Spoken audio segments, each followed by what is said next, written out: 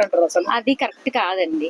అంటే ఫారిన్ వాళ్ళని చూసి మన వాళ్ళు బాగా నేర్చుకున్నారు, అదైతే రాంగ్ అండి. అంటే దాని వల్ల పేరెంట్స్ బాధపడతారు, తర్వాత వాళ్ళు బాధపడతారు, పేరెంట్స్ కూడా బాధపడతారు. అదైతే రాంగ్ అంట నేనైతే. మన బయట అబ్బాయిలు గానీ అమ్మాయిలు గానీ ఎలా ఉన్నారు? ఎలా ఉన్నారంటే చాలా ఫ్రీడమ్ గా ఉన్నారు, అంతే కదా. బయట చూస్తున్నాం ప్రతి. అవునవును. అంటే ఇప్పుడు ఇల్లీగల్ అఫైర్స్ అనేవి చాలా ఎక్కువ అయిపోయినాయి. అవునండి. సో అంటే ఏ ప్రభావం ఎక్కువ బయట జనరేషన్ మీద పడింది అంటారు? పార్కుల ప్రభావం ఎక్కువ పడింది. పార్కుల ప్రభావం ఎక్కువ పడింది బాగా. కొంచెం పార్కుల్ని కొంచెం ఫ్యామిలీస్ కి ఇస్తే బాగుంటది. కపుల్స్ కి కొంచెం తగ్గించి ఫ్యామిలీస్ ని కొంచెం పెంచితే బాగుంటది.